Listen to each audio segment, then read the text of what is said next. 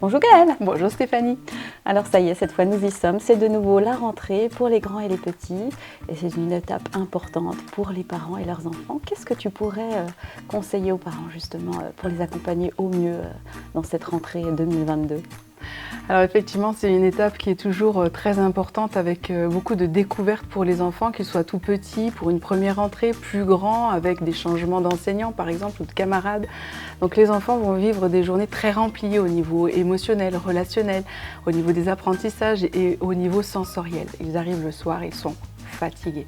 Donc ça va donner lieu parfois à un besoin pour l'enfant d'extérioriser cette fatigue, les émotions, par de la colère, un peu d'agressivité, de l'agitation.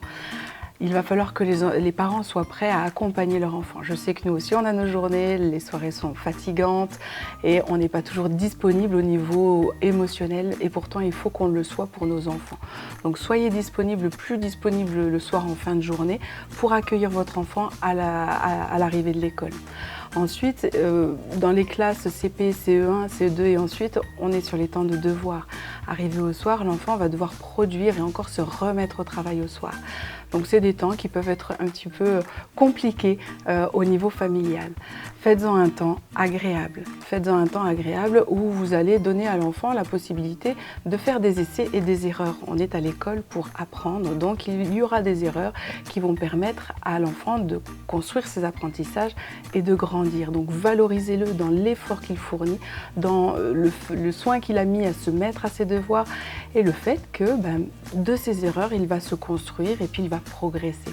Alors tu mentionnes justement cette étape, l'étape des devoirs, qui est parfois un challenge pour certains parents et qui est importante pour tous, aussi bien les parents et les enfants. Alors justement, que pourrais-tu nous conseiller, mais concrètement, pour accompagner au mieux les enfants dans cette étape et que cette étape soit agréable pour tous, aussi bien pour les parents que pour les enfants ? Ouais.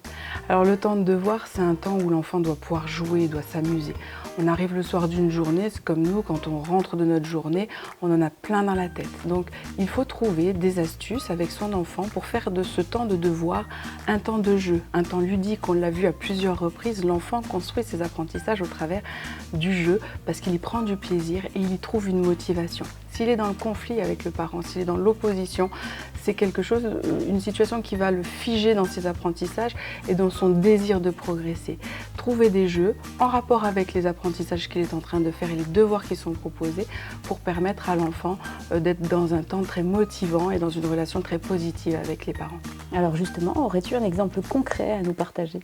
Alors CP, CE1, CE2, apprentissage de la lecture, apprentissage de l'écriture et l'enfant va développer un stock orthographique des mots qu'il a entendus depuis tout petit. Il va mémoriser beaucoup de mots pour pouvoir faciliter les apprentissages tant en lecture qu'en écriture.